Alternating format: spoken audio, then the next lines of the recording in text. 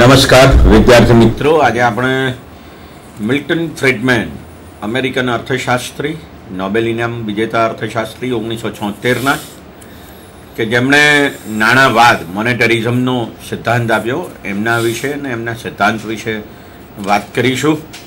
દુનિયાભરમાં નાણાવાદી તરીકે મિલ્ટન ફ્રીડમેન ઓળખીતા છે, જાણીતા છે, અને એમણે જે સિદ્ધાંત આપ્યો છે એ સિદ્ધાંત મૂળભૂત રીતે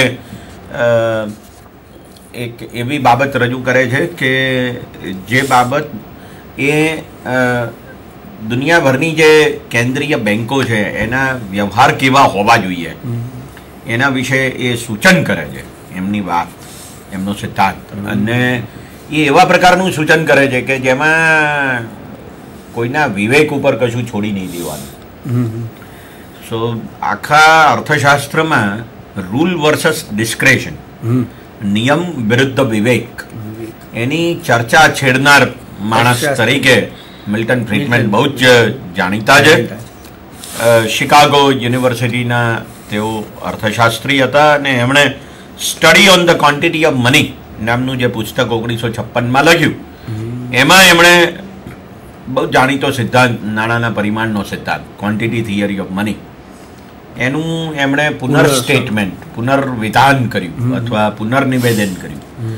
અને એમણે એ સિદ્ધાંતને ફરીથી સમજાવવાની કોશિશ કરી, અને એ જે ફરીથી સમજાવવાની જે કોશિશ કરી એમાં એમણે ઘણા બધા પોતાના નવા મુદ્દાઓ મૂક્યા. અને મૂળભૂત રીતે એમણે એવું કહ્યું કે નાણાંનો પરિમાણનો જે સિદ્ધાંત છે એ જુઓ તો નાણાંની માંગનો જ સિદ્ધાંત છે. એટલે નાણાંના પુરવઠા અને નાણાંની માંગ, આ બે વચ્ચેનો જે એક પ્રકારનો ગજગરા છે, એ ગજગરાને એમણે સમજાવવાની કોશિશ કરી. અને એમણે પછી એવું કહ્યું કે નાણાંના પુરવઠામાં થતા ફેરફારો એ ભાવમાં ફેરફારો લાવે, નાણાંની માંગમાં થતા ફેરફારો એ ભાવમાં ફેરફારો લાવે. તો એ કેવી રીતે લાવે? અને મૂળભૂત રીતે નાણું એટલે શું? દાખલા તરીકે આ ગ્લાસ છે, એ ગ્લાસ હું શા માટે મારી પાસે રાખું? અને હું 5 જ ગ્લાસ રાખું, 50 ગ્લાસ ના રાખું. અને સોનાની લગડી હોય તો 10 રાખું, ઘરમાં એક ટીવી રાખું, 2 રાખું, 4 રાખું. આ બધું શું છે? અને નાણાંની નોટો રાખું, સિક્કાઓ રાખું. તો નાણાંનું મૂલ્ય એ કેવા પ્રકારનું મૂલ્ય છે? અને જો એ સંગ્રાહક તરીકે અસ્તિત્વમાં આવે છે, નાણું એ શું છે? મૂલ્યનું સંગ્રાહક છે, મૂલ્યનો સંગ્રહ કરે છે. એટલે કે નાણાંમાં મૂલ્ય છે, એને આપણે ખરીદ શક્તિ તરીકે ઓળખીએ છીએ. તો આ જે ખરીદ શક્તિ છે એ ખરીદ શક્તિ નાણાંમાં છે, આ ગ્લાસમાં નથી. હું કોકને ગ્લાસ આપું અને પછી એમ કહું કે આ ગ્લાસની કિંમત જેટલા, એટલે એમાં કિંમત આવતી જ નથી. પણ આ ગ્લાસનું જે મૂલ્ય છે એના જેટલા ઘઉં આપો તો કોઈ મને ઘઉં નહીં આપે. પણ ખિસ્સામાંથી 100 રૂપિયાની નોટ કાઢીને આપીશ તો એ મને ઘઉં આપશે. તો એનો અર્થ એવો થયો કે ગ્લાસમાં સંગ્રાહક મૂલ્ય નથી જે નાણાંમાં છે. નાણાંમાં મૂલ્યનું આરોપણ થયેલું છે, બરાબર ને? ટ્રાન્સપ્લાન્ટેશન જેને આપણે કહીએ ને, તે નાણાંમાં થયેલું છે. તો આ નાણાંનું જે મૂલ્ય છે એ મૂલ્ય કેવી રીતે નક્કી થાય છે? કારણ કે નાણાંનું મૂલ્ય એટલે નાણાંની ખરીદ શક્તિ. તો નાણાંની ખરીદ શક્તિ કેવી રીતે નક્કી થાય છે એ સમજાવનારા ઢગલો સિદ્ધાંતો જે આવ્યા, એમાંનો પાયાનો સિદ્ધાંત ફિશરનો ક્વોન્ટિટી થિયરી ઓફ મની, નાણાંના પરિમાણનો સિદ્ધાંત, અને એનું પુનર્કથન એટલે મિલ્ટન ફ્રીડમેનનો સિદ્ધાંત, નાણાવાદ, મોનેટરિઝમ, આવું એમણે ઊભું કર્યું. અને એમનો જે આખો ખ્યાલ છે તે ખ્યાલ આવો છે કે એ સ્વતંત્રતાના હિમાયતી હતા. એમનું બહુ જાણીતું પુસ્તક છે ધ રોડ ટુ સર્ફડમ. અને એમાં પણ એમણે બહુ સ્પષ્ટપણે એવું કીધું કે ભાઈ સરકાર છે તેના અંકુશો હોવા જોઈએ નહીં અર્થતંત્રમાં. હવે તમે જો નાણાંનો પુરવઠો કોનો બહાર કોણ પાડે છે?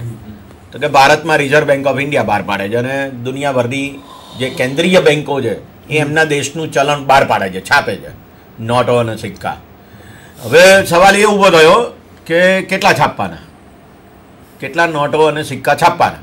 કારણ કે છાપ હોય એટલે નાણાંનો પુરવઠો બહાર પડ્યો, એ બજારમાં આવ્યો, તો એની અસરો થઈ ઉત્પાદન ઉપર, આવક ઉપર, રોજગારી ઉપર, ભાવ ઉપર, આ બધા ઉપર એની અસર થાય. તો મિલ્ટન ફ્રીડમેન એવું કહે છે કે આ કોઈ વ્યક્તિના તુક્કા ઉપર છોડી દેવું જોઈએ નહીં, વિવેક ઉપર છોડી દેવું જોઈએ નહીં, but that must be a rule. આટલી નાણાંની માંગ વધી, જો આટલી વધે તો આટલો પુરવઠો વધારવાનો, એવો નિયમ કરો. અને એ નિયમને પછી રિઝર્વ બેંકનો ગવર્નર અનુસરે, કારણ કે રિઝર્વ બેંકના ગવર્નર ઉપર એ નહીં છોડી દેવાનું. એને કહેવાય વિવેક. તમે એના ઉપર છોડી દો એટલે આપણે એવું સમજી બેઠા કે રિઝર્વ બેંકનો ગવર્નર એક બુદ્ધિમાન માણસ છે અને જે કંઈ કરશે એ સારું કરશે. મિલ્ટન ફ્રીડમેન એવું કહે છે કે આવું બુદ્ધિ ઉપર નહીં છોડી દેવાનું, એના વિવેક ઉપર નહીં છોડી દેવાનું, કારણ કે એ માણસ છે, ભૂલ કરી બેસે તો મુસીબત થાય. એટલા માટે એ એવું કહે છે કે તમે નિયમ બનાવી દો કે આટલી માંગ વધે તો આટલો પુરવઠો વધારવાનો, આટલી માંગ વધે તો આટલો પુરવઠો વધારવાનો. એને કહેવાય નિયમ, એને કહેવાય કાયદો. એટલે રૂલ વર્સસ ડિસ્ક્રેશન, નિયમ વિરુદ્ધ વિવેક, આવો એક ખ્યાલ એમણે ઊભો કર્યો અને એને મોનેટરિઝમ તરીકે ઓળખવામાં આવે છે, એમ આપણે કહી શકીએ. તો વિદ્યાર્થી મિત્રો, આજે આપણે આ ચર્ચાને થોડી વધારે રસપ્રદ રીતે સમજવાની કોશિશ કરીશું. મારી સાથે સ્ટુડિયોમાં ઉપલબ્ધ છે શ્રી કાર્તિકેય ભટ્ટ, શ્રી નીતેન્દ્ર પટેલ અને સંજય મુંજપરા, કે જેઓ આ સિદ્ધાંત વિશે આપણને થોડીક વાત કરશે. મિત્રો, જે મહત્વનો મુદ્દો છે તે આ છે કે નાણાંના પરિમાણ એટલે પ્રમાણ એટલે ક્વોન્ટિટી, જથ્થો, એનો જે સિદ્ધાંત છે, નાણાંના પુરવઠાનો સિદ્ધાંત, એ આપણને બહુ સ્પષ્ટપણે આવું કહે છે. શું કહે છે એ સિદ્ધાંત? કે ભાઈ જો નાણાંના પુરવઠામાં 2% વધારો થાય તો ભાવ 2% વધે, સીધી વાત.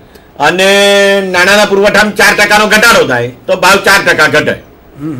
આટલી સીધી સાદી વાત નાણાંના પરિમાણના સિદ્ધાંતમાંથી આપણે તારવી શકીએ છીએ. હવે જે મિલ્ટન ફ્રીડમેન કહે છે તે આવું કહે છે કે પેલો જે પરિમાણ 2% વધ્યું અથવા 4% ઘટ્યું નાણાંના પુરવઠાનું, એ વાસ્તવમાં નાણાંનો પુરવઠો નથી પણ નાણાંની માંગ છે. ખરી વાત. એટલે એ એવું કહે છે કે નાણાંની માંગમાં જે ફેરફાર થાય તે પ્રમાણમાં તમે નાણાંના પુરવઠામાં ફેરફાર કરો કે જેની અસર માંગ ભાવ ઉપર પડે. તો આ આખો મુદ્દો છે. એટલે એ દ્રષ્ટિએ આપણે સમજવું પડે કે ભાવ સપાટીમાં આવતા ફેરફારોને જાણવાને માટે નાણાંના પુરવઠા ઉપર આવતા ફેરફારોને જ જાણવાની જરૂર નથી, પણ નાણાંની માંગમાં થતા ફેરફારોને પણ જાણવાની જરૂર છે. હવે આપણે મુક્ત બજારના હિમાયતી તરીકે આપણે બહુ સ્વાભાવિક રીતે જાણતા જોઈએ છે કે માંગ અને પુરવઠો જેમ વસ્તુના ભાવ નક્કી કરે એમ નાણાંની માંગ અને નાણાંનો પુરવઠો એ વસ્તુના ભાવ નક્કી કરે. તો કાર્તિકેયભાઈ આપણને આ બાબતની પ્રસ્તાવના સ્વરૂપે કેટલાક મુદ્દાઓની રજૂઆત કરે ને પછી આપણે આ સિદ્ધાંતને વિગતવાર સમજીએ.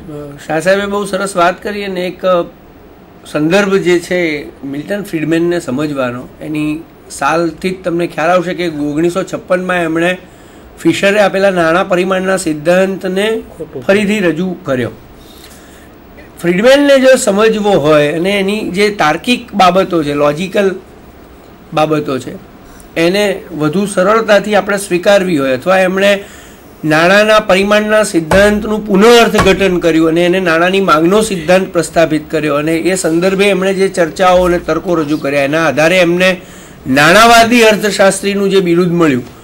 તો વિદ્યાર્થી મિત્રો, પહેલો પ્રશ્ન તમને એવો થવો જોઈએ કે ફિશરનો નાણાં પરિમાણનો સિદ્ધાંત હતો એને ફરી રજૂ કરવાની જરૂર કેમ ઊભી થઈ? કારણ કે ફ્રીડમેનનું મહત્વ છે એ મૂળભૂત રીતે કેન્સના સાર્વત્રિક મહત્વના કારણે ઊભું થયું. જૂના શિષ્ટ અર્થશાસ્ત્રીઓ, કેન્સથી પણ પહેલાના જે અર્થશાસ્ત્રીઓ, અને એમાં ફિશરને એમણે જે પ્રારંભિક નાણાં પુરવઠાનો સિદ્ધાંત આપ્યો, એમણે મૂળભૂત રીતે નાણાંનું મૂલ્ય, કારણ કે શાહ સાહેબે જે કીધું એ નાણું આપણે એટલા માટે પોતાની પાસે રાખીએ છીએ કારણ કે એમાં ખરીદ શક્તિ છે. નાણાંને આપણે આપણી પાસે રાખવાના બે હેતુ છે મૂળભૂત રીતે, સાવચેતીનો હેતુ ને સલામત અને વપરાશનો હેતુ. એ આ શરૂઆતમાં બે જ હેતુ હતા. ત્રીજો હેતુ આમાં ઉમેર્યો તો કેન્સ એ સટ્ટાનો હેતુ. તો વિનિમયનો હેતુ અને સાવચેતીનો હેતુ, એટલે એક વર્તમાનમાં ખરીદી માટે નાણું આપણે આપણી પાસે રાખીએ છીએ અને એક આવનારા સમયમાં ખરીદી કરવી પડશે અને તત્કાળ મુશ્કેલીમાં ન મૂકવું પડે એટલે સાવચેતીના હેતુ માટે આપણે નાણાંનો એક જથ્થો હાથ ઉપર રાખીએ છીએ. એક નાણું તત્કાળ ખરીદી કરે છે, એક નાણું આવતીકાલની ખરીદી માટે આપણે હાથ ઉપર રાખીએ છીએ. એટલે નાણું લોકો હાથ ઉપર રાખે છે એનું એકમાત્ર કારણ શિષ્ટ અર્થશાસ્ત્રીઓ એવું માનતા હતા કે નાણું તો પોતે કોઈ જરૂરિયાત સંતોષતું જ નથી. નાણાં દ્વારા આપણે જુદી જુદી વસ્તુઓ અને સેવાઓ ખરીદવાની છે, માટે આપણે નાણું હાથ ઉપર રાખીએ છીએ. અને આ નાણાંનું પ્રમાણ, એનું પુરવઠો એ રિઝર્વ બેંક નક્કી કરે છે, જે દેશમાં થયેલી વસ્તુઓને ખરીદવા માટે લોકોને કેટલું નાણું જોઈશે, એ માટે લોકો કેટલી નાણાંની માંગ કરે છે એને ધ્યાનમાં રાખીને પુરવઠો મૂકે છે. એટલે અર્થશાસ્ત્રીઓએ શરૂઆતમાં પેલી નાણાંની માંગને સ્થિર ગણીને એની ઉપર વાસ્તવિક પરિબળો અસર કરે છે અને એ ટૂંકા ગાળામાં સ્થિર રહે છે એવી ધારણા કરીને માંગના પરિબળને થોડું સાયલેન્ટ કર્યું અને પુરવઠો જે રિઝર્વ બેંકના હાથમાં છે અને આજે ઈચ્છે તો આજે કરોડો રૂપિયાનો જથ્થો વધારી શકે છે, માટે એમણે બતાવ્યું કે જો નાણાંની માંગ સ્થિર રહે તો નાણાંનો પુરવઠો તમે ડબલ કરો એટલે ભાવ સપાટી ડબલ થશે અને પરિણામે નાણાંની ખરીદ શક્તિ અડધી થઈ જશે. એનો મતલબ નાણાંના મૂલ્યને નાણાંનો પુરવઠો સીધો જ અસર કરે છે, એટલે કે એની સીધી જ અસર થાય છે, સપ્રમાણ અસર થાય છે. આની વ્યાપક વિવાદ થયો, આની વ્યાપક ચર્ચાઓ થઈ અને આપણે જાણીએ છીએ મંદીના સમયમાં આ બાબતો ખોટી પણ પડી કે નાણાંનો પુરવઠો વધારવા છતાં પણ લોકોએ એ રીતે ખરીદીઓ ન વધારી, એમણે એમની માંગમાં ફેરફાર કર્યો, નાણું હાથ ઉપર રાખવાની જે બાબત છે એમાં ફેરફાર કર્યો. ફિશરનો આખો સિદ્ધાંતમાં જે સૌથી વિવાદનો વિષય અને જે બે ભાગ પડ્યા અર્થશાસ્ત્રીઓમાં અને જેમાં કેન્સના આવવાથી એ ભાગ બહુ મોટા થયા, એ છે નાણાં અને નાણાંની અસરો વિશે કોઈને ફરિયાદ નથી. નાણાં પુરવઠામાં વધારો થાય એટલે ભાવ સપાટીમાં વધારો થાય એ વાત તો કેન્સ પણ માનતા અને એની જોડેના અર્થશાસ્ત્રીઓ પણ માનતા, પણ જે વિવાદ હતો એ એની અસર અને એના સમય વિશે હતો. એટલે લાંબો ગાળો અને ટૂંકો ગાળો એ ઝઘડાનો વિષય બન્યો અને એ ઝઘડાનું મૂળ કારણ એ બન્યું કે નાણાંના પુરવઠામાં થયેલો ફેરફાર ચલન વેગને સ્થિર રાખે છે કે અસ્થિર, અને ચલન વેગનો મુદ્દો, ચલન વેગ એટલે મિત્રો તમે જાણો છો નાણાંનો એક એકમ સમયના એક ચોક્કસ ગાળામાં કેટલી વાર ફરે છે એ પણ ખરીદીઓને અસર કરે છે અને ચલન વેગ વાસ્તવિક પરિબળો દ્વારા નક્કી થાય છે એવું શિષ્ટ અર્થશાસ્ત્રીઓ માનતા હતા કે બજાર કેવું છે, લોકોની ખર્ચ કરવાની વૃત્તિ કેવી છે, એમની પસંદગીઓમાં ટૂંકા ગાળામાં ફેરફાર નથી થતો, બજાર તરત નથી બદલાતા. તો આ જે બધા વાસ્તવિક પરિબળો છે એ ચલન વેગને અસર કરે છે, એટલે ચલન વેગને એમણે સ્થિર ધારી લીધો હતો. કેન્સના આવવાથી સટ્ટાકીય પરિબળો માટેની નાણાં માંગ અગત્યની બની, એમણે એ પરિબળને મોટું કર્યું અને જો સટ્ટાનું પરિબળ નાણાંની માંગને અસર કરે છે તો એ નાણાંની માંગ બહુ જ અસ્થિર હોય અને પરિણામે ચલન વેગ સ્થિર ના હોય, અસ્થિર હોય. એટલે અર્થશાસ્ત્રીઓમાં બે ભાગ પડ્યા. એક ભાગ એવું માનતો હતો કે નાણાંનો ચલન વેગ ટૂંકા ગાળામાં સ્થિર રહે છે, બીજો એક આખો જ નાણાં કેન્સ બાજુનો અર્થશાસ્ત્રીઓનો ભાગ હતો એ એવું માનતો હતો કે ચલન વેગ સટ્ટાકીય પરિબળો દ્વારા બહુ અસ્થિર થઈ જાય છે. ત્યારે ચલન વેગ સાવ સ્થિર પણ નથી અને ન માપી શકાય એટલો અસ્થિર પણ નથી એવું સૈદ્ધાંતિક રીતે એક નાણાંનું વિધેય આપીને કે ચલન વેગ આ છે, એને અસર કરનારા પરિબળો આટલા છે, આ પરિબળો ટૂંકા ગાળામાં સ્થિર રહે છે, એને માપી શકાય છે, એના આધારે માનવનું આર્થિક વર્તન માપી શકાય છે અને માટે એક સમયગાળા દરમિયાન નાણાંનો ચલન વેગ કેટલો હશે એ સૈદ્ધાંતિક રીતે પણ માપી શકાય છે. એ માટે નાણાંનું વિધેય ફ્રીડમેને આપ્યું અને કેન્સના આવવાથી ફિશરનો સિદ્ધાંત જે નબળો પડ્યો હતો, ભૂલાયો હતો અને કેન્સવાદ આખો જે છવાઈ ગયો હતો એની ઉપર ફરી એકવાર ફિશર પણ મૂળભૂત રીતે નાણાં પુરવઠાની વાતમાં નાણાંની માંગની જ વાત કરે છે અને નાણાંની માંગ પણ નાણાંનું મૂલ્ય નક્કી કરવામાં નાણાં પુરવઠાની સાથે બરોબર અસર કરે છે. એ વાતને ફ્રીડમેને ફરીથી સમજાવી.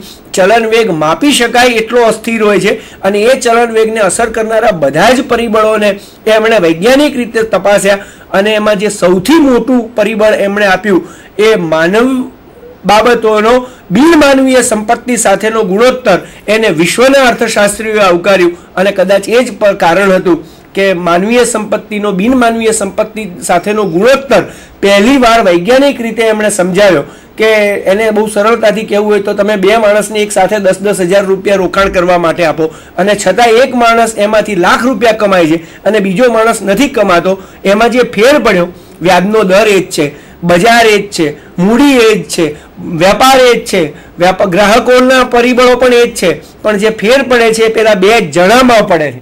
એ બે એજન્ટની કાર્યક્ષમતામાં પડે છે, એ બે એજન્ટની બજારને ઓળખવાની શક્તિમાં પડે છે. એટલે કે બિનમાનવીય સંપત્તિ એટલે કે નાણું એને માણસની કાર્યક્ષમતા સાથેનો જે ગુણોત્તર છે એ પણ અર્થતંત્રમાં બહુ મોટા પરિવર્તનો લાવે છે અને એને પણ સાયન્ટિફિકલી માપી શકાય છે.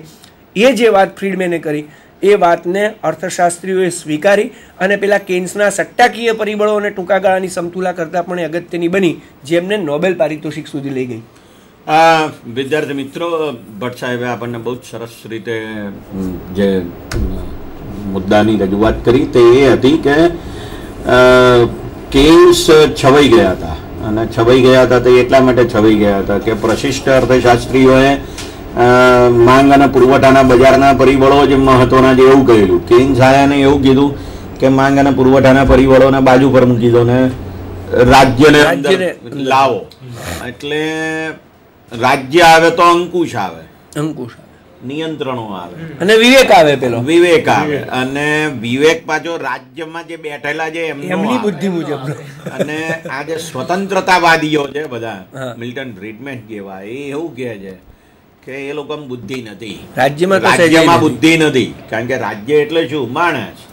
અને માણસ એટલે એનો અર્થ એવો હતો કે તમારે એકની બુદ્ધિ ઉપર આખો દેશ ચલાવવાનો ના. એટલે એ લોકો એવું કહે છે કે ના, આવું નહીં કરવાનું. અને લોકોમાં વધારે બુદ્ધિ છે રાજ્યમાં બેઠેલા માણસો કરતા. આ મિલ્ટન ફ્રીડમેનનો મૂળભૂત આઈડિયા. અને એ મૂળભૂત આઈડિયાને કારણે એમણે એવું કહ્યું કે તમે પેલાને જે પેલો રિઝર્વ બેંકમાં બેઠો છે ને એની બુદ્ધિને બાંધી લો નિયમમાં, એટલે એ નિયમ મુજબ વર્તે. આ કઈ એની બુદ્ધિ ઉપર છોડી દેવાય નહીં. આ વાત મિલ્ટન ફ્રીડમેને બહુ જ સારી સરસ રીતે કહી છે.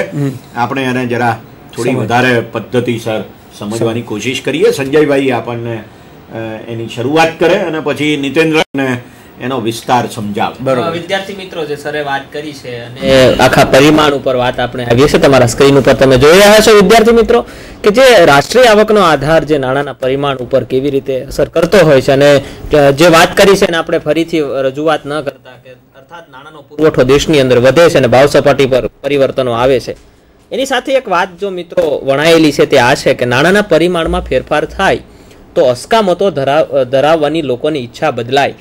સ્વાભાવિક છે વિદ્યાર્થી મિત્રો કે વ્યક્તિ, હમણાં જ જે હેમંતભાઈએ જે વાત કરી હતી કે એની આવક વધશે એટલે એ વસ્તુ વાપરવાની એમની ઈચ્છા તો વધશે, પણ એ ઈચ્છા કરતાં એમને કંઈક વધારે સવિશેષ રોકાણ કરીને એ રોકાણનો બદલો એને આવનારા સમયમાં સૌથી વધુ મળે એવી ઈચ્છા એ વધારે ધરાવતો હોય છે. દાખલા તરીકે અત્યારે વર્તમાનની અંદર વ્યક્તિની આવક વધી છે એવું એક આપણે એક ઉદાહરણ લઈ અને એક સરસ વાત કરીએ તો વ્યક્તિ શું ઈચ્છી રહી છે કે મારે અસ્કામત વધારવી છે. એટલે દાખલા તરીકે એક મકાન વધારાનું લેવું છે, એક અસ્કામતનો એક ભાગ છે. તો એ શું કરશે કે મકાનના બજારની અંદર જશે, બાંધકામ ક્ષેત્રની અંદર, અને મકાનની માંગ કરશે. આ એક વ્યક્તિ પૂરતી વાત નથી મિત્રો, એ સમગ્ર સમાજની વાત એટલા માટે કરવામાં આવે છે કારણ કે સમગ્ર દેશનો નાણાંનો પુરવઠો વધ્યો છે.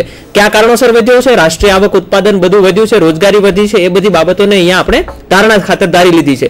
તો એક સાથે બધી વ્યક્તિઓ બજારની અંદર જશે કે મારે મકાન જોઈએ છે. હવે પોતાની આવક વધી છે 5 લાખ રૂપિયા, મકાન વધારાની માંગણી કેટલી કરે છે? 25 લાખ રૂપિયા. જુઓ, 25 લાખનું મકાન છે, આવક એની વધી છે 5 લાખ રૂપિયા. મિલ્ટન ફ્રીડમેન જે સમજાવે છે ને જે બાબત, તે અહીંયા તમારે ધ્યાનપૂર્વક વાંચવા જેવી જરૂર છે. કારણ કે આની અસર અર્થતંત્ર પર કેટલા અંશે, કયા ક્ષેત્રમાં જે અહીંથી ફેલાય છે તે આ છે.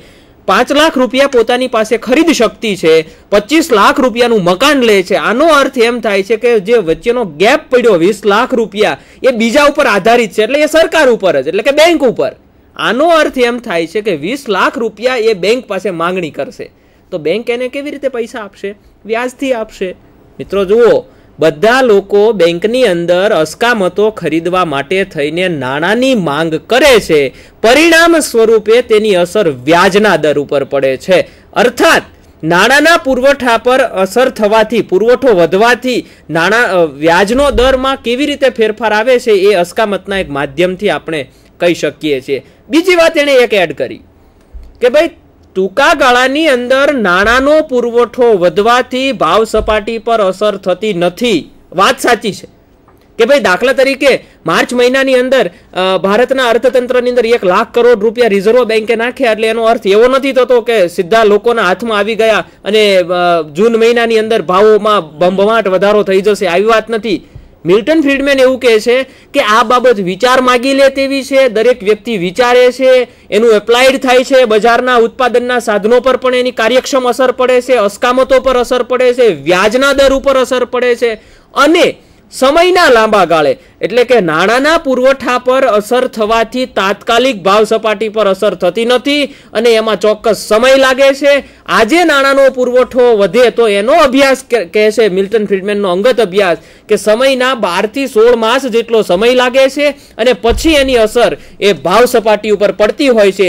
એ ભાવ સપાટી ઉપર સીધી પણ અસર પડી શકે, આડકતરી પણ અસર પડી શકે, કારણ કે તે સમયે અર્થતંત્રનું સ્વરૂપ કેવું છે, અર્થતંત્રનું માળખું કેવું છે, લોકોની વિચાર ક્ષમતા કેવી છે, એના પર અસર થાય છે. પણ એક બાબત ચોક્કસ છે કે જો નાણાંના પુરવઠાની અંદર વધારો થાય અને આવશ્યક ઉત્પાદન કરતા જો વધારે હોય તો તે ફુગાવાને ઉત્તેજન આપે છે, તેમ મિલ્ટન ફ્રીડમેન આ નાણાવાદની અંદર વાત કરે છે. એનો આખો જે કહેવાનો મુદ્દો છે તે એ છે કે ફિશર એવું કહેતો હતો કે 2% નાણાંનો પુરવઠો વધે ને તો ભાવ 2% વધે, એટલે ન 1% થાય ન 3% થાય. હા, બરાબર. એટલે આપણે એવું કહેતા હતા કે નાણાંનો પુરવઠો અને ભાવ સપાટી વચ્ચે સીધો અને સપ્રમાણ સંબંધ છે.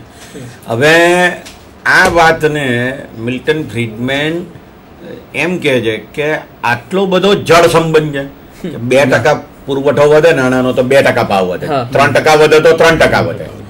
આ જડતા થઈ ગઈ. બિલકુલ. તો મિલ્ટન ફ્રીડમેન એવું કહે છે કે આટલો બધો જડ સંબંધ નથી, એમાં ક્યાંક ગતિશીલતા છે, એમાં ક્યાંક ફ્લેક્સિબિલિટી છે, લવચિકતા છે. તો આ કેવા પ્રકારની લવચિકતા છે? એની અંદર સમયનું પાછું પરિમાણ આવે છે અને એનો અર્થ એવો થાય છે કે જેને આપણે નાણું કહીએ છીએ એનો મૂળભૂત સ્વભાવ શું છે, એનું મૂળભૂત લક્ષણ શું છે. આપણે એમ કહીએ ને કે ભાઈ હાથી, તો એનો અર્થ એવો થયો કે હાથીનું એક ચિત્ર આપણા મગજમાં ઉત્પન્ન થઈ જાય છે અને આપણે સિંહને હાથી નથી કહેતા, હાથીને જ હાથી કહીએ છીએ. એમ હાથીનું જે લક્ષણ છે એ હાથીને ચિત્રિત કરે છે આપણા મગજમાં. આવી રીતે નાણાંને સમજવાની કોશિશ મિલ્ટન ફ્રીડમેને કરી છે. એવું કહે છે કે નાણું એટલે શું એ બરાબર સમજો, અને એટલે એવું કહે છે કે નાણું છે એ એક થાપણ છે. નાણું થાપણ છે એનો અર્થ શું થયો કે નાણું લોકો પોતાની પાસે રાખે છે, એ સંગ્રહ છે. અને સંગ્રહ છે તો બે રીતે સંગ્રહ છે. એ વસ્તુના સ્વરૂપમાં પણ સંગ્રહ છે, આવકના સ્વરૂપમાં પણ સંગ્રહ છે, બરાબર, અને રોકડ સ્વરૂપમાં પણ સંગ્રહ છે. એટલે આ જે આવક છે, અસ્કામત વસ્તુ, એસેટ, એના સંદર્ભમાં સંગ્રહવામાં આવતું નાણું, આ બધી બાબતો કેવી રીતે ભાવ ઉપર અસર કરે છે એ બાબતને એમણે સમજાવી છે. એટલે સંપત્તિ, આવક, અસ્કામત, આ બધું એ બધા સાથે સંકળાયેલું છે.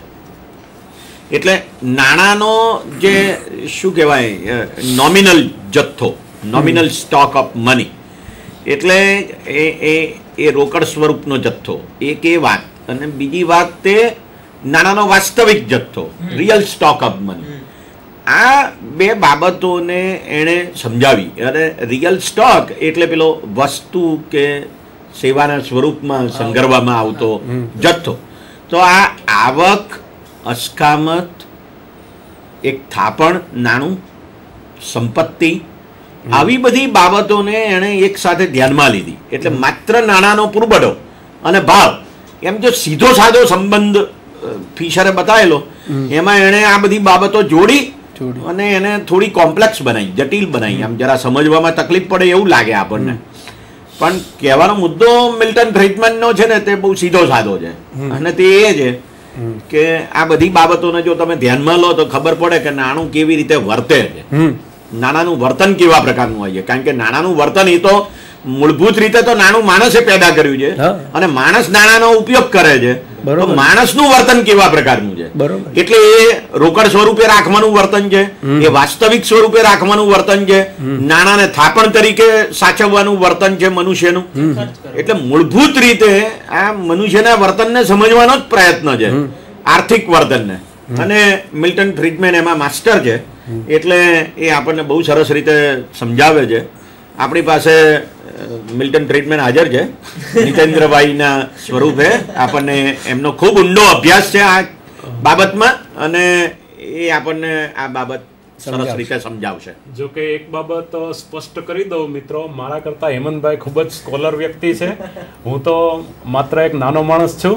પણ સાથે સાથે અહીંયા આપણે જો થોડું સમજવા પ્રયત્ન કરીએ તો નાણું બેઝિકલી, જે હું ફિઝિક્સનું અહીંયા એક ઉદાહરણ આપવા પ્રયત્ન કરીશ, સ્નિગ્ધતા. અને સ્નિગ્ધતામાં એવી વસ્તુ છે કે દાખલા તરીકે એક કાચની સપાટી પર જો ક્રિકેટનો દડો ફેંકવામાં આવે તો ઘસાયા વગર ઘણા અંતર સુધી જાય. ફિશરનો મુદ્દો આવો છે કે નાણું જેવું આવે એવું વપરાઈ જાય છે. એટલે નાણું વિનિમયનું માધ્યમ, એટલે સ્નિગ્ધતા નથી, એટલે ઘર્ષણ બળ નથી.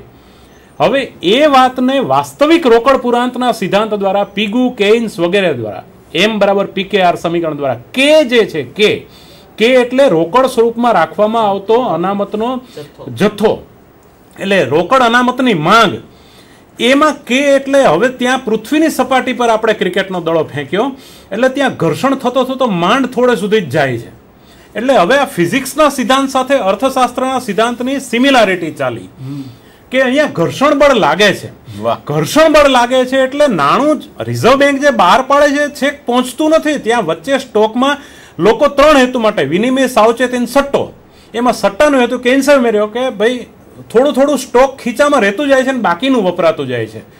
કેન્સની વાત કરી એટલે એક જ લીટીમાં હું થોડો વિષયાંતર કરીને અત્યારે બાયસેક પરથી આપણે જોઈ રહ્યા છીએ, એટલે આ એક વિદ્યાર્થીઓ વચ્ચે હાઇલાઇટ કરવાની વાત મને લાગે છે, એટલે એક લીટીમાં વાત પ્રગટ કરી દઉં. કેન્સ વપરાશવાદી, એટલે વધારે વપરાશથી વધારે રોજગારી, એ બધી વાત સાચી. પણ મિત્રો, ભારતના ગ્રાહકોનું અત્યારે આપણું વર્તન થોડું વધારે વપરાશવાદી તરફ છે એવું સંશોધન છે. એટલે જેમ વધારે આપણી વપરાશ વૃત્તિ વધશે એમ ભવિષ્યમાં મુશ્કેલી આપણને પડશે. દાખલા કે આપણે સમૂહ વાહનોનો ઉપયોગ નથી કરતા, પ્રાઇવેટ ગાડી, પ્રાઇવેટ પેલી વાહનોનો ઉપયોગ કરીએ, એના કારણે પર્યાવરણનો પ્રશ્ન, ભવિષ્યમાં આ વધારે વપરાશવાદી અર્થતંત્ર ભવિષ્યમાં ખતરનાક નીવડે. આ કેન્સની રેડ લાઇટ. સાથે સાથે હવે ફ્રીડમેન ઉપર આવી જાઉં. ફ્રીડમેનની જે વાત છે, નાણું ઘસાતું આવે છે, એટલે આ વાત જે છે M = PKR દ્વારા. અને નાણાંની માંગ જે છે, if money is endogenous factor or exogenous factor, નાણું આંતરિક પરિબળ છે કે બાહ્યગત પરિબળ છે, આના મુદ્દામાં રિઝર્વ બેંક ઓફ ઇન્ડિયા દ્વારા નાણું બહાર પાડવામાં આવે છે. એટલે તમે વિદ્યાર્થી મિત્રો આકૃતિમાં એક સીધી રેખા દોરો છો, એનો અર્થ કે આટલો જ સ્ટોક, OM જેટલો જ સ્ટોક, એટલે એટલી જ નાણાંનો પુરવઠો. આ બાહ્યગત પરિબળ થયું નાણાંનું. પણ નાણું આંતરિક પરિબળ છે એવું જો કેવું હોય તો નાણું વ્યાજના દર દ્વારા, જે મુંજપરા સાહેબે, શાહ સાહેબે, ભટ્ટ સાહેબે બહુ જ સરસ રીતે હું વિચારતો હતો કે આટલો સરસ તો મને પણ કન્સેપ્ટ ક્લિયર નથી, એટલી સરસ રીતે ત્રણેય અધ્યાપક સાહેબોએ બહુ ક્લિયરલી સમજાવ્યું છે કે વ્યાજના દર દ્વારા અને કેવી રીતે નાણું ઇફેક્ટિવ છે. નાણાંનો પુરવઠો, નાણાંની માંગ વચ્ચે ભેદરેખા જ આખી ઘૂસી નાખી ત્રણેય અધ્યાપક મિત્રોએ કે નાણાંની માંગનો વિચાર કરવો કે નાણાંનો પુરવઠાનો. નાણાંની માંગ અને નાણાંનો પુરવઠો. તો નાણાંનો પુરવઠો બાહ્યગત પરિબળ અને આંતરિક પરિબળ. તો આંતરિક પરિબળની રીતે જે છે એ મિલ્ટન ફ્રીડમેન એનું એડવોકેટિંગ કરે છે. એણે બહુ સરસ રીતે આખી વાત કરી કે જેવી રીતે વસ્તુની માંગનો આધાર 4-5 બાબત ઉપર ખાસ છે ને, એમાં મેઇન વસ્તુના ભાવ. કોઈ પણ વસ્તુ, જેમ હેમંતભાઈ શાહ સાહેબે કહ્યું ગ્લાસ ખરીદવા જઈએ તો ગ્લાસનો ભાવ શું છે એ પહેલા જોઈશું. એટલે ભાવને અને માંગને સીધો સંબંધ છે. એમ નાણાંનો ભાવ એટલે શું? વ્યાજનો દર. 100 રૂપિયા લેવા જઈએ ને 110 રૂપિયા આવતા વર્ષે આપવાનો, 10 રૂપિયા 100 રૂપિયાનો ભાવ થયો. એટલે વ્યાજના દરો ઉપર જે આધારિત છે એની સાથે સાથે બીજી વસ્તુનો ભાવ. દાખલા કે ગ્લાસ ખરીદવો નથી, કાચનો ગ્લાસ મોંઘો છે તો પ્લાસ્ટિકનો ખરીદીએ. તો અવેજી વસ્તુનો ભાવ શું છે? એટલે મુંજપરા સાહેબે અસ્કયામતની વાત કરી. મુંજપરા સાહેબે જે વાત કરી એમાંથી તો બહુ મોટી વાત ફ્રીડમેનની બહાર આવે છે કે the income elasticity of demand will be greater than 1. એનો 20 લાખનો તફાવત આવું કહી જાય છે આપણને આર્થિક ભાષામાં. ફરીવાર income elasticity of demand of money એટલે નાણાંની આવક સાપેક્ષતા. જો નાણું આવક વધે એટલું નાણાંની માંગ વધે તો એકમ કહેવાય. આવક વધે એના કરતાં નાણાંની માંગ ઓછી વધે તો લેસ ધેન 1, એકમ કરતાં ઓછી કહેવાય. પણ મુંજાપરા સાહેબે જે વાત કરી એ આ વાત હતી કે ઇફ ઇન્કમ વિલ ગ્રેટર, જો આવક વધે 100 રૂપીઝ આવક વધે તો એની સામે મારું 200 રૂપિયાનું પ્લાનિંગ થાય છે. એનો અર્થ કે income elasticity of demand will greater than 1 એટલે નાણાંની આવક સાપેક્ષતા. આ અન્ના સ્વાર્ટ્સે પણ આનો અભ્યાસ કર્યો હતો અને 1:1 નહીં બલકે 1:1.8નો ફિગર એ બતાવે છે. એ આપણે વિસ્તૃત નાણાંની માંગનું જે આખું વિધેયના સ્વરૂપમાં જે ફ્રીડમેને વાત કરી છે તો વિધેયના સ્વરૂપમાં આપણે એને જોઈ અને પછી વિસ્તૃત રીતે આપણે એને સમજવા પ્રયત્ન કરશું. મુંજાપરા સાહેબ ખરી વાત છે નીતેન્દ્રભાઈની જે વાત છે અને મૂળ આખી એની એક જ લાઈનમાં વાત એવી છે કે દેશની અંદર નાણાંનું આખો બેસિકલી પ્રમાણ કેટલું છે જે કેન્દ્રીય બેંક દ્વારા નક્કી કરવામાં આવે કે ભાઈ 10 લાખ કરોડ રૂપિયા છે. પણ વસ્તુ એ છે કે વાસ્તવિક પ્રમાણ કેટલું છે એટલે કે 10 લાખ કરોડમાંથી કેટલા રૂપિયા બજારની અંદર ફરે છે તે પણ એટલું જ મહત્વનું છે. અને ત્યારે ઘણા બધા પ્રશ્નો એ કંઈક બ્લેક મનીના આવતા હોય છે, સંગ્રહખોરીના આવતા હોય છે, સટ્ટા અને ભવિષ્યમાં એક કેન્દ્ર સ્થાન બનાવવા માટે બધી બાબતો હોય છે. નીતેન્દ્રભાઈ આપણને વાત કરી કે જે પેલો બોલ હોય છે ને એ જો સીધો જતો રહે ને તો ઇકોનોમીને કોઈ અસર નથી થતી અને ત્યાં ફિશર કદાચ સાચા પણ પડશે.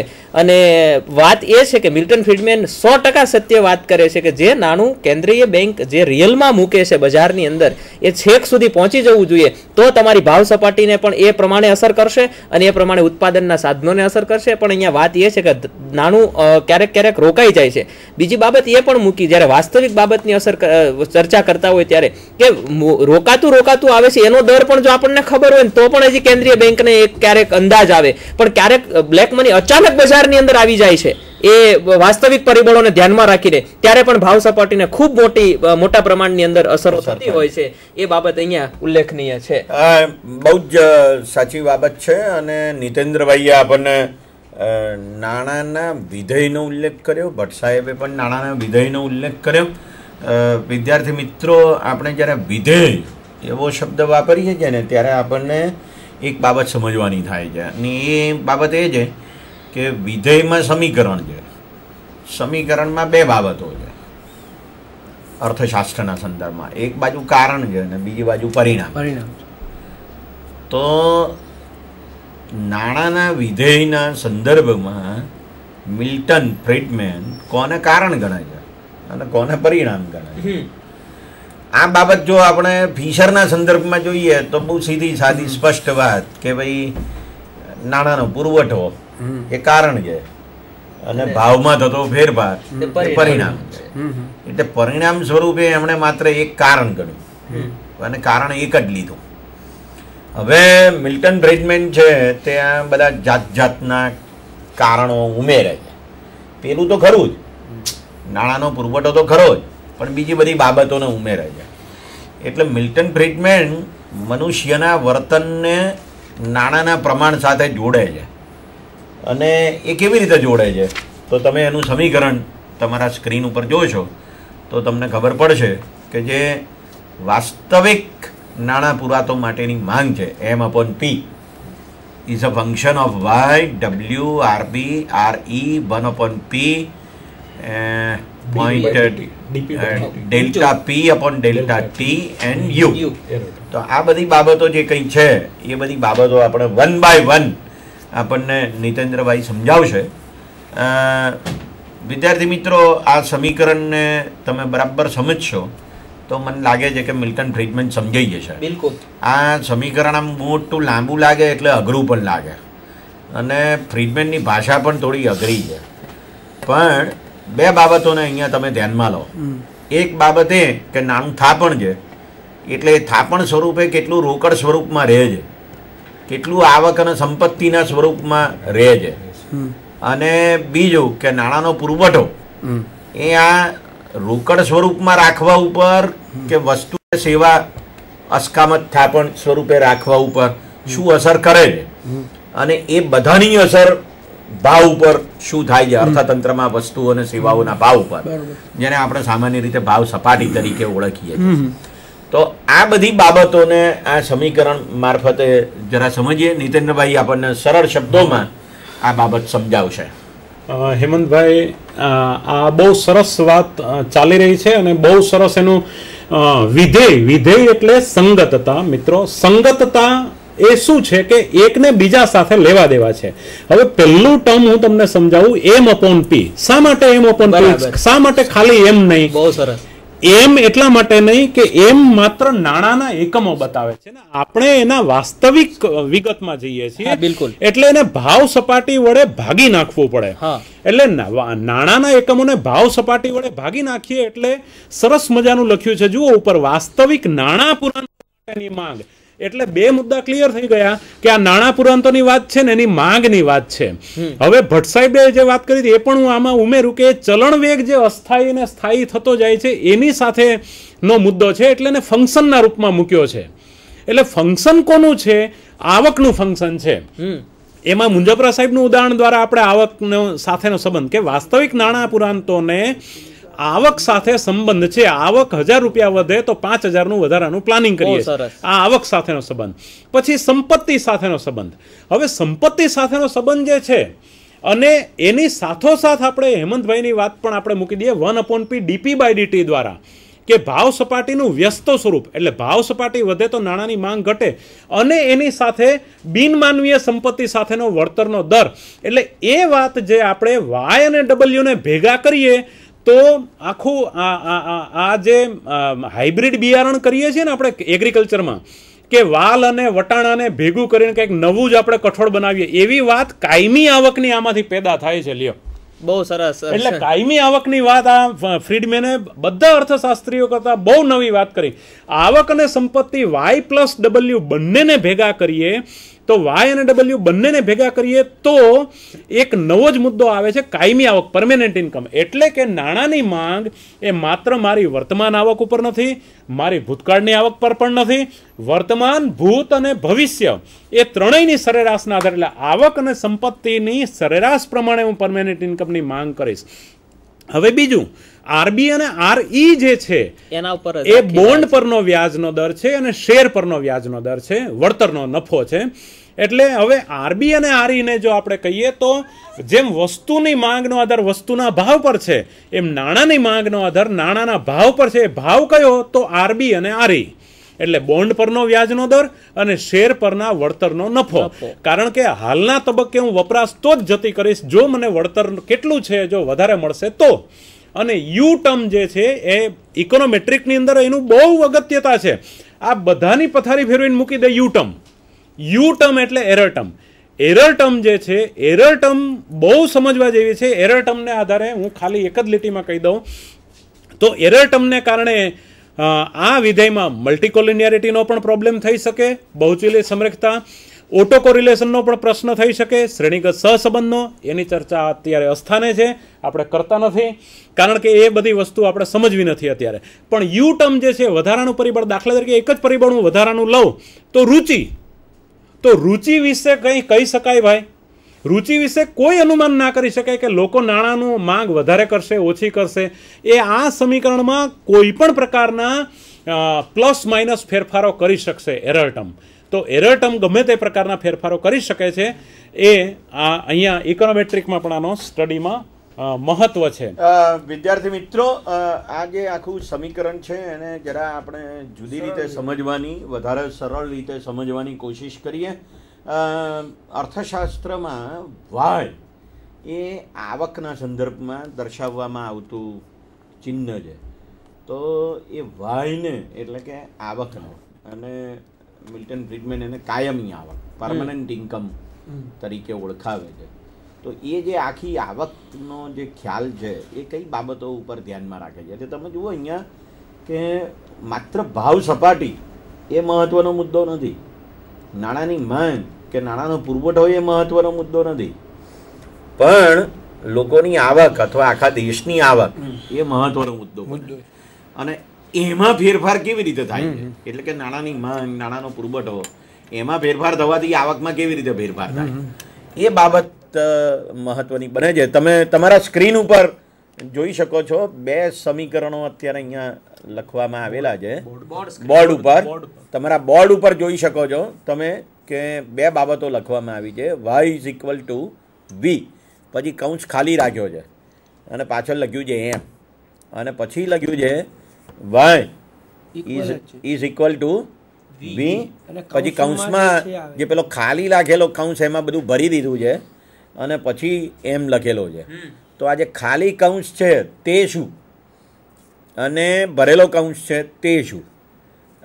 મિત્રો એની ચર્ચા કાર્તિકેયભાઈ કરશે, પણ તમે બરાબર સમજો કે જે ખાલી કૌંસ છે ને એ જે સમીકરણ છે ને તેમાં નાણાંનો પુરવઠો અગત્યનો છે, એનો ચલણ વેગ અગત્યનો છે કે જે એમ કે કાયમી આવકને અસર કરે છે. પણ જે કૌંસ ભરેલો છે ને એ ફ્રીડમેન છે. એ ચલણ વેગ અને નાણાંનો પુરવઠો એ બેની વચ્ચે ઘણી બધી બાબતોને મૂકે છે. એનું નામ મિલ્ટન ફ્રીડમેન.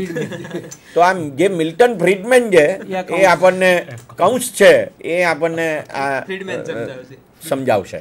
વિદ્યાર્થી મિત્રો, શાહ સાહેબે જે બહુ સ્પષ્ટ વાત કરી દીધી એ કે આવકની કલ્પના ચાલતી હતી, એના બદલે ફ્રીડમેને કાયમી આવકની પરિકલ્પના આપી છે.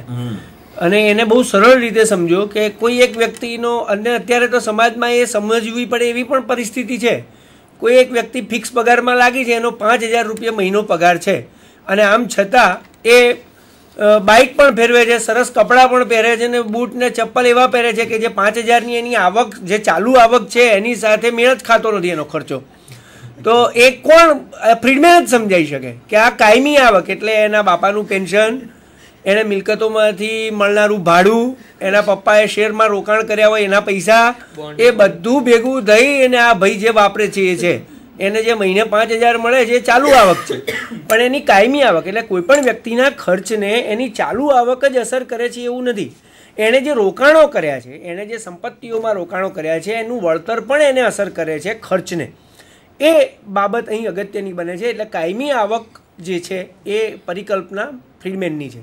હવે આપણે જે બોર્ડ ઉપરનું સમીકરણ શાહ સાહેબે કીધું ને આપણી પાસે જે થોડો સમય છે એમાં આપણે સમજવું છે એ છે કે આવકને અસર કરનારા 2 પરિબળો છે. દેશની કુલ જે આવક છે એને અસર કરનારા 2 પરિબળો છે, નાણાંનો પુરવઠો અને એનો ચલણ વેગ. એટલે રિઝર્વ ફિશર જે કહેતો હતો કે રિઝર્વ બેંક 10 લાખ રૂપિયાનું ચલણી નાણું બહાર પાડે છે, અને દેશમાં જે ખર્ચો થાય છે, લોકોની જે ખર્ચવાની વૃત્તિઓ છે, બજાર જે પ્રમાણે છે એ રીતે 10 લાખ રૂપિયા 5 વાર ફરે છે. તો 10 લાખ ગુણ્યા 5 બરાબર 50 લાખ રૂપિયા એ દેશની વર્ષના અંતે થયેલી આવક હશે. આ બહુ સીધું ને સરળ ગણિત છે કે ભાઈ દેશની કુલ આવક જે છે, કાયમી આવક એને આપણે ગણીએ તો એનો આધાર દેશમાં નાણાંનો કુલ પુરવઠો અને એનો ચલણ વેગ છે. ઝઘડો જે હતો એ ચલણ વેગ સ્થિર રહે છે કે અસ્થિર. કેન્સને બધા એવું કહેતા હતા કે ચલણ વેગ અસ્થિર રહે છે. ફ્રીડમેન એવું કહે છે કે ચલણ વેગ છે એ માપી શકાય છે, એ સ્થિર રહે છે, કારણ કે આ જે વી છે એને પેલો કૌંસમાં રહેલા પરિબળો અસર કરે છે. એટલે લોકો જે ખર્ચે છે એને અસર કરનારા જે પરિબળો છે એ કૌંસમાં છે. કૌંસમાં RE એટલે શેર ઉપરનું વળતર, RB એટલે બોન્ડ ઉપરનું વળતર. તો કોઈ પણ વ્યક્તિએ શેરમાં રોકાણ કર્યું હોય એમાંથી એને જે વળતર મળે છે એ પણ એના ખર્ચને એટલે કે ચલણ વેગને અસર કરે છે. એણે બોન્ડમાં જે રોકાણ કર્યું છે એ પણ, અહીં બોન્ડ અને શેર જુદા એટલા માટે પાડ્યા છે કારણ કે એકમાં વળતર થોડું સ્થિર હોય છે, માપી શકાય એવું હોય છે, અને બીજામાં શેરમાં એ નફા આધારિત હોય છે, પરિણામે એ થોડું અસ્થિર હોય છે. અહીંયા કેન્સ જેમ પેલો કાયમી આવકનો ખ્યાલ આપે છે એમ વાસ્તવિક આવકનો પણ ખ્યાલ આપે છે. એટલે કે ભાવ સપાટીને પણ આ બાબતમાં એ અસર કરે છે કે ભાઈ જે નાણાકીય આવક છે એ મહત્વની નથી, એને ભાવ સપાટીથી ભાગો એટલે તમને વાસ્તવિક આવક મળશે. વિદ્યાર્થી મિત્રો, એની પછી જે 1/p dp/dt વાળું છે, એમાં p આપણને રહી ગયો છે, દેખાતો નથી, પણ એ 1/p dp/dt એ ભૌતિક સંપત્તિ ઉપર વળતરનો દર છે. લોકોએ મકાનોમાં કે ભૌતિક સંપત્તિઓમાં જે રોકાણ કર્યું છે એમાંથી એને જે વળતર મળે છે એ પણ એના ખર્ચને અસર કરે છે. W અને U એમાં મેં વાત કરી એમ માનવીય અને બિનમાનવીય સંપત્તિનો ગુણોત્તર પહેલી વખત કેન્સ લઈ આવે છે કે વ્યક્તિના ખર્ચને એ પોતાની પાસે જે સંપત્તિ છે, પોતાની પાસે જે આવક છે એ ખર્ચ કરીને વધુ આવક કમાવાની એનામાં પોતાનામાં જે આવડત છે, એટલે નાણાં સાધનો સાથે અથવા તો કુદરતી સંપત્તિ સાથે માણસની પોતાની આવડતોનો ગુણોત્તર વ્યક્તિએ જુદો હોય છે, અને એ પણ માનવીય કુશળતાઓ પણ અહીંયા અસર કરે છે માનવની પોતાની. એટલે એક રીતે સટ્ટાકીય પરિબળો જે કેન્સ કહે કરતા હતા ને એને પણ અહીંયા ફ્રીડમેન લઈ આવે છે કે વ્યક્તિ કોઈ એક ચોક્કસ સમયે જે ડિસિઝન લે છે અને એનાથી એને લાભ કે ગેરલાભ થાય છે એ પણ એના ખર્ચને અસર કરે છે. એટલે એ બાબત પણ માપી શકાય એવી હોય છે. એ પણ માનવીનું આર્થિક વર્તન છે, એને મેઝર કરી શકાય છે અને એ પણ ચલણ વેગને અસર કરે છે. તો આ બધા જ પરિબળો એટલે કે વ્યાજ, શેર ઉપર મળેલું વ્યાજ, બોન્ડ ઉપર મળેલું વ્યાજ, સ્થાયી સંપત્તિમાં કરેલા રોકાણમાંથી મળતું વળતર, માનવીની પોતાની શક્તિઓ, વાસ્તવિક આવક એટલે કે ફુગાવાનો દર, આ બધું જ ભેગું થઈને ચલણ વેગને અસર કરે છે. ચલણ વેગને અસર કરનારા આ બધા જ પરિબળો માપી શકાય છે, એનો અભ્યાસ થઈ શકે છે. જો આ બધા જ પરિબળો માપી શકાય છે અને ટૂંકા ગાળામાં શેર ઉપરનું વળતર, બોન્ડ ઉપરનું વળતર, સ્થિર સંપત્તિ ઉપરનું વળતર, વ્યક્તિની પસંદગીઓ, નાપસંદગીઓ અને ફુગાવાનો દર એકદમ બદલાતા નથી. જો આ બધા બદલાતા નથી તો ચલણ વેગ બદલાતો નથી. અને જો ચલણ વેગ બદલાતો નથી તો વિદ્યાર્થી મિત્રો ફરીવાર તમે બોર્ડમાં જોઈ લો કે જો V સ્થિર હોય તો એમમાં ફેરફાર થાય, એ જ વાયમાં ફેરફાર થાય. આ ફિશરનું જ સમીકરણ છે કે એમમાં જેટલો ફેરફાર થશે એટલો જ ભાવ સપાટીમાં ફેરફાર થશે, એટલો જ રાષ્ટ્રીય આવકમાં ફેરફાર થશે. અને એ જ બાબતને ફ્રીડમેન ફરીથી વૈજ્ઞાનિક રીતે સમજાવે છે કે V સ્થિર છે, ધારી શકાય એવો, એને આ બધા પરિબળો અસર કરે છે, એ ટૂંકા ગાળામાં સ્થિર રહે છે. માટે જો તમે એમમાં ફેરફાર કરશો તો વાયમાં ફેરફાર થશે, કારણ કે વાય બરાબર V અને એમ. બહુ જ સરસ રીતે આ વાત કરી, પણ તમે હજી આ તમારું સમીકરણ જોયા જ કરો. y = b, પછી કૌંસમાં બધો મિલ્ટન ફ્રીડમેન સૂતો છે અને બાજુમાં છે એમ. અને આ જે સૂતો છે ને એમાં જે છેલ્લું મહત્વનું પરિબળ છે તે યુ છે. આ યુ શું છે? મિલ્ટન ફ્રીડમેન પોતે જ કહે છે જરા જુદી રીતે કે આ બધું છે RE એટલે શેર ઉપરથી મળતો નફો, RB એટલે બોન્ડ ઉપરથી મળતું વ્યાજ, અને 1/P × dP/dt એટલે ભૌતિક વસ્તુઓનો જથ્થો અને એના મૂલ્ય ની બાબતો કે જે સરેરાશ ભાવ સપાટી ઉપર અસર કરે. W એટલે સંપત્તિ, M એટલે નાણાંનો પુરવઠો. આ U છે તેને શું છે તો કે એ છે લોકોની અંગત પસંદગીઓ કે જેને આધારે નાણાંની માંગ ઉપર અસર થાય. હવે મૂળ મહત્વનો મુદ્દો શું થયો કે આ બધું અસર કરે, પણ યુ એના વિશેની ધારણા કેવી રીતે કરવી એ તો અશક્ય છે. મનુષ્યના વર્તનની પસંદગીઓ કેવી રીતે બદલાઈ જાય? પસંદગીઓ બદલાય, વર્તન બદલાય, વર્તન બદલાય તો નાણાંની માંગ બદલાય. મને ગઈકાલે ભીંડા ભાવતા હતા અને આજે ભીંડા નથી ભાવતા. આવું બને. એક જમાનો હતો કે જ્યારે મને ભમરડો રમવો બહુ ગમતો હતો અને આજે કેરમ રમવું ગમે છે અને આવતીકાલે ક્રિકેટ રમવું ગમશે. મારી પસંદગીઓ બદલાઈ ગઈ. તો જે વસ્તુઓમાં મારી પસંદગીઓ બદલાઈ જાય છે એ વસ્તુઓના સંદર્ભમાં મારી નાણાંની માંગ ઊભી થાય છે. અને મિલ્ટન ફ્રીડમેન એમ કહે છે કે આ મારી અંગત પસંદગીઓ એ નાણાંની માંગ ઉપર અસર કરતી હોય તો મારી અંગત પસંદગીઓ તો બધી ગમે ત્યારે બદલાય. એટલે નાણાંના પુરવઠાની અસર નાણાંની માંગ ઉપર અને અંતે ભાવ સપાટી ઉપર અને અંતે આવક ઉપર કેટલા પ્રમાણમાં ઊભી થશે તે નક્કી કરવા માટેના બધા સિદ્ધાંતો આવતા જ જાય છે અને બધા સિદ્ધાંતો અપૂર્ણ રહે છે. એનું એક અગત્યનું કારણ આ યુ છે. એટલા માટે કે મારા વર્તનની ધારણા થઈ શકતી નથી.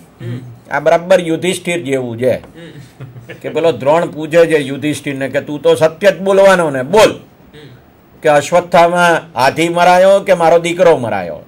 એ કૃષ્ણને નથી પૂછતા દ્રોણ, ખબર છે કૃષ્ણ કેવો છે, પણ એ યુધિષ્ઠિરને પૂછે છે.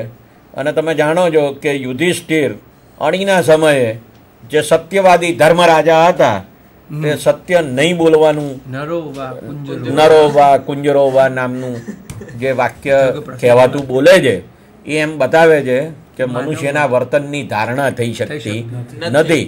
એટલે તમે જેટલી ધારણા કરશો એ બધી મનુષ્યના વર્તનના સંદર્ભમાં સુનામીની જેમ ખોટી પડી શકે. તો આ જે બાબત છે તે મિલ્ટન ફ્રીડમેન કહે છે અને એના સંદર્ભમાં આપણે આ વાતને સમજવાની આવશ્યકતા છે. મિત્રો, વ્યક્તિગત આવક એ વ્યક્તિગત વર્તન ઉપર અસર કરે છે, એમ સમગ્ર રાષ્ટ્રની આવક એ સમગ્ર રાષ્ટ્રના વર્તન ઉપર પણ અસર કરે છે. એ આપણે સમજવાની આવશ્યકતા છે અને એને મિલ્ટન ફ્રીડમેન બહુ સારી રીતે સમજાવવાની કોશિશ કરે છે અને છતાં એમાં અનિશ્ચિતતાનું તત્વ તો રાખે જ છે. આ યુ એટલે મારી અંગત પસંદગી અને એ અનિશ્ચિત પસંદગીઓ એટલા માટે એ તત્વ તો અંદર રહે છે. ને કારણે જ એમને નોબેલ પારિતોષિક મળ્યું, કારણ કે નાણાંના સમીકરણમાં પહેલી વખત માનવીય પસંદગીઓ ને લઈ આવવામાં આવ્યા અને એટલે જ એમણે કીધું કે જળ સંબંધ નથી પણ ફ્લેક્સિબલ સંબંધ છે. મિત્રો, તો આ રીતે આપણે મિલ્ટન ફ્રીડમેન કે જેમનું થોડા સમય પહેલા જ અવસાન થયું, નાણાં જગતમાં સ્વતંત્રતાના હિમાયતી તરીકે એ હંમેશા વિખ્યાત રહ્યા છે. બહુ ઓછા નોબેલ ઇનામ વિજેતા અર્થશાસ્ત્રીઓ એમના જેટલી ખ્યાતિ પામ્યા છે. મિલ્ટન ફ્રીડમેન એવા એક માણસ કે જે અર્થશાસ્ત્રની બહાર પણ જાણીતા બનેલા, તો એમને આપણે અંજલિ આપીને એમના સિદ્ધાંતને સમજવાની કોશિશ કરીએ. નમસ્કાર.